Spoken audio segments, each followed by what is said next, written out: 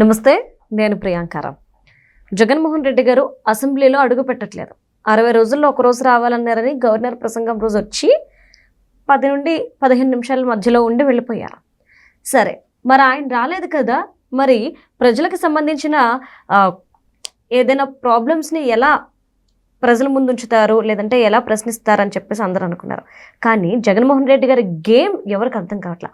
అసెంబ్లీకి తాను తనతో పాటు గెలిచిన ఎమ్మెల్యేలని దూరంగా పెడుతూ మండలిలో మాత్రం ప్రశ్నల వర్షం కురిపిస్తున్నారు. ఈరోజు శాసన మండలి సమావేశాల్లో వైఎస్ఆర్సీపీ వాళ్ళు హెరిటేజ్ని టార్గెట్గా చేసుకొని గోల చేశారు.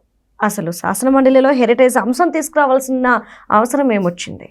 లోకేష్ గారు కూడా ఒక ప్రశ్న వేశారు. మీరు ఒక తాటి మీద నడవాలి, మీకు కేవలం ప్రతిపాదనకి ఒకటి దానికి మాత్రమే పర్మిషన్ ఉంటుంది, 2 వచ్చినాయి అంటే మీరు ఫస్ట్ మీ మీద ఒక క్లారిటీ లేకుండా ఉన్నారు, సమన్వయం లేదు మీ పార్టీలో అని చెప్పేసి.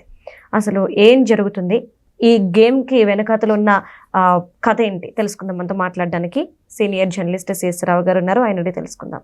నమస్కారం సార్. అంటే జగన్మోహన్ రెడ్డి గారి గేమ్ ఎవ్వరికీ అర్థం కాదు అని ప్రతి ఒక్కరూ అంటారు. ఆయన గురించి తెలిసిన వాళ్ళందరూ కూడా.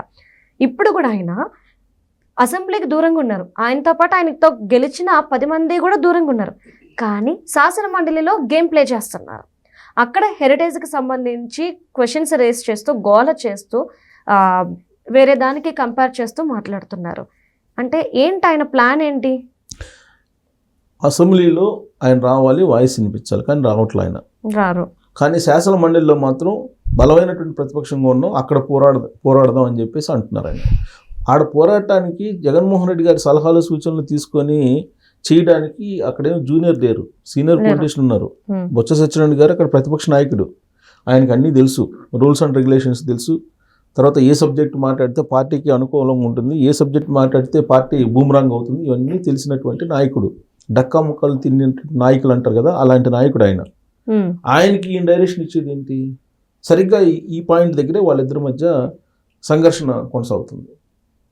జగన్మోహన్ రెడ్డి గారు ఒకటి చెప్తే బొత్స సత్యనారాయణ గారు ఇంకోటి చేస్తున్నారు అనేటువంటి ఫీలింగ్ వైఎస్ఆర్ కాంగ్రెస్ పార్టీలో కొంతమందిలో ఉంది.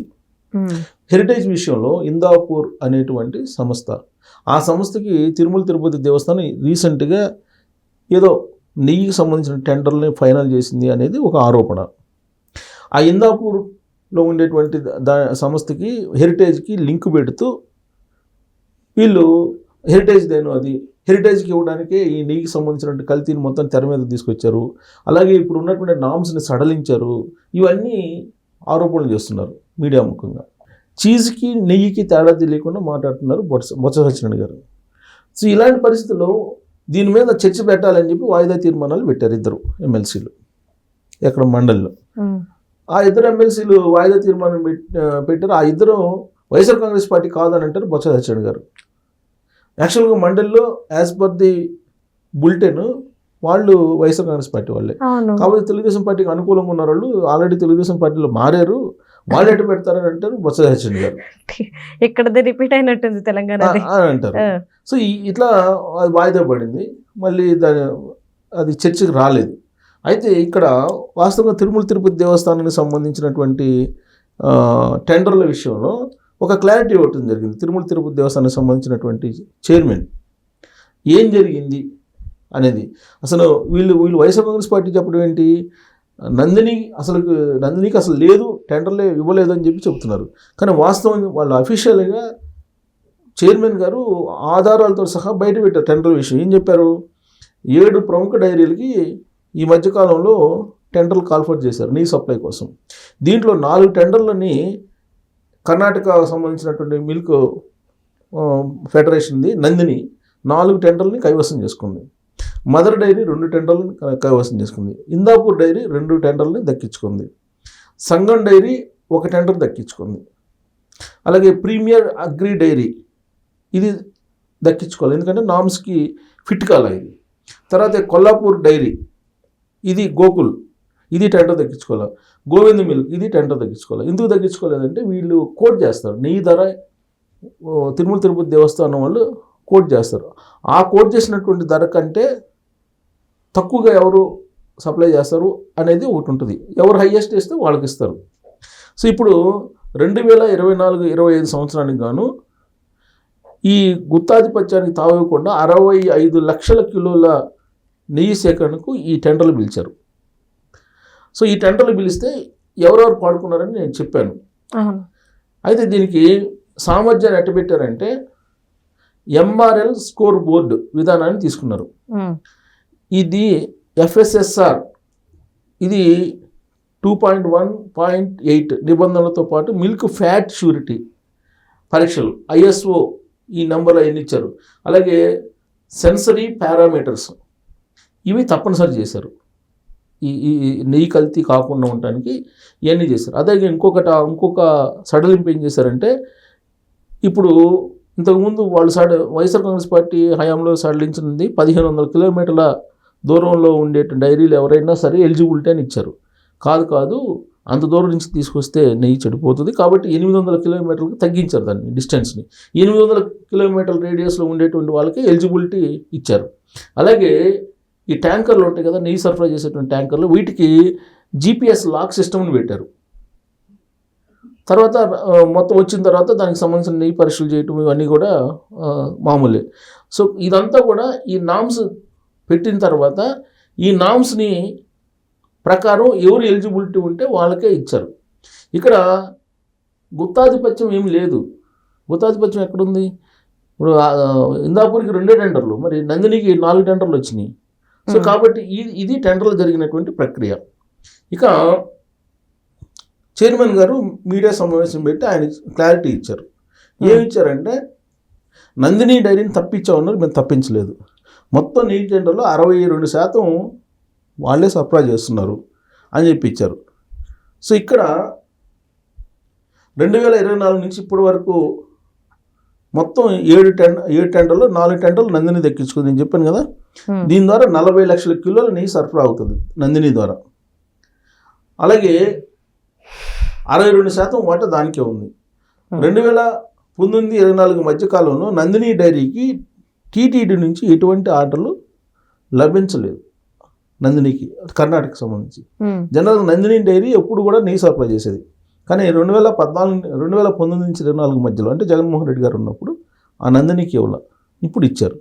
అసలు నందిని డైరీ లేదని ఎట్టంటారు అనేది క్వశ్చన్.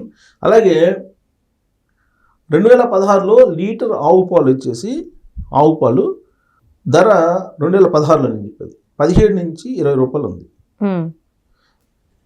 అప్పుడు నెయ్యి ధర ఎంత ఉందంటే నెయ్యి ధర 278 రూపాయలు ఉంది కిలో 2016లో. ఇప్పుడున్న ధర ఎంత? ఆవు పాలు లీటరు 42 రూపాయలు ఉంది. ఓకే, అంటే 147% పెరిగింది ఆవు పాల రేటు 2016కి ఇప్పటికి. అలాగే నెయ్యి ఎంత పెరిగింది? నెయ్యి ధర ఇప్పుడు ఎంత ఉంది? ఆ రోజు 278 రూపాయలు ఉంటే ఇవాళ 658 రూపాయలు ఉంది. ఇది 137% పెరిగింది రేటు 2016కి ఇప్పటికి.